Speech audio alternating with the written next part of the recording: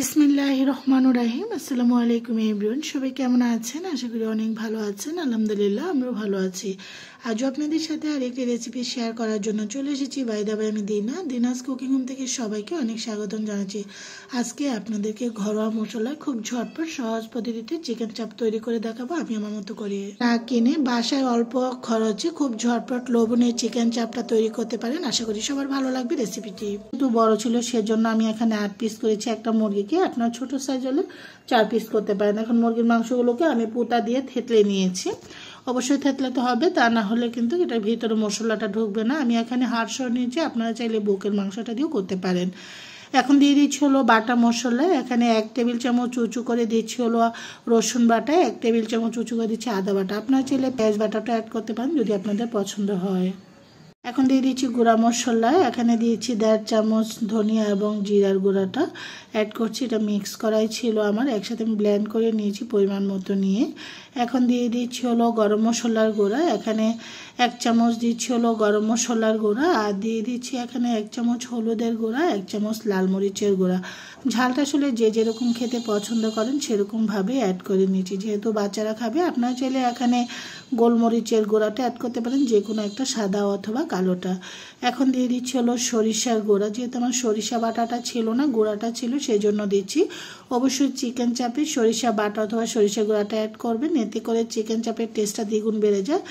আর যদি আপনারা অপছন্দ করেন এটা স্কিপ করতে পারেন, কোনো সমস্যা নেই। তবে চিকেন চাপে কিন্তু সরিষা বাটা দিলে এটা টেস্টটা বেড়ে যায়, এটা আমরা সবাই জানি।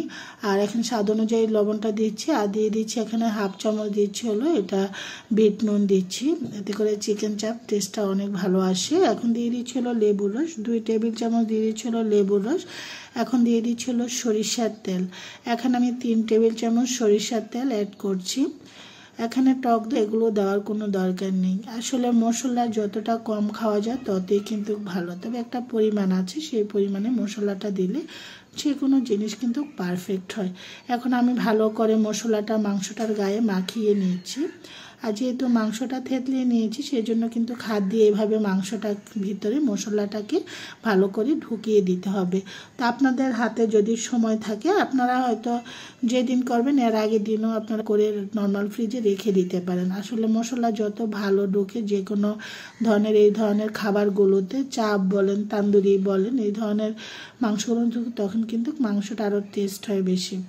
তো এখন আমি এইভাবে করে মাংসটার ভিতরে মশলাগুলো কিন্তু চারিদিকটা ভালো করে দিয়ে ঢুকিয়ে দিচ্ছি, মাখানো হয়ে আসছে। আর এখন দিয়ে দিচ্ছি হলো এটার উপরে যে কোটিংটা থাকবে এটা ক্রিসপি থাকবে, ভিতরেটা সফট থাকে। এখন দিচ্ছি হলো বেসন। এখানে আমি 1/2 কাপ বেসন অ্যাড করছি, যেহেতু আমি যে বড় চামচ দিয়েছি এটা 1/2 কাপ বেসন এখানে।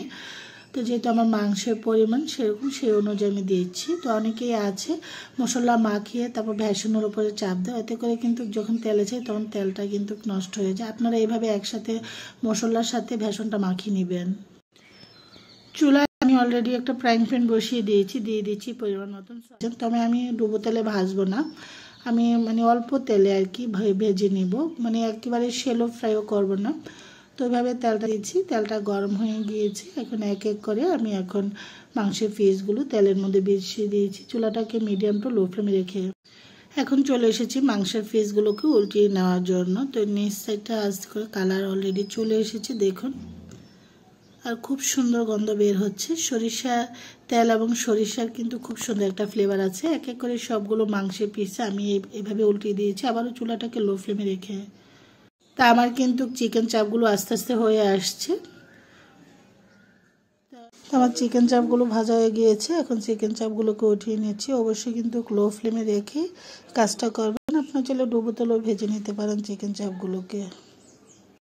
এখন চিকেন চাপগুলোকে উঠিয়ে একটা সার্ভিং প্লেটে চাপগুলো হয়ে গিয়েছে। এখন একটা সার্ভিং প্লেটের মধ্যে শসা এবং আমি টমেটো দিয়ে সার্ভ করছি। আশা করি আপনারা সুস্বাদু রেসিপিটি উপভোগ করতে পারেন রুটি, পরোটা, নান, রুটি, লুচির সাথে। আজ এই পর্যন্ত, সবাই ভালো থাকেন। আল্লাহ হাফিজ।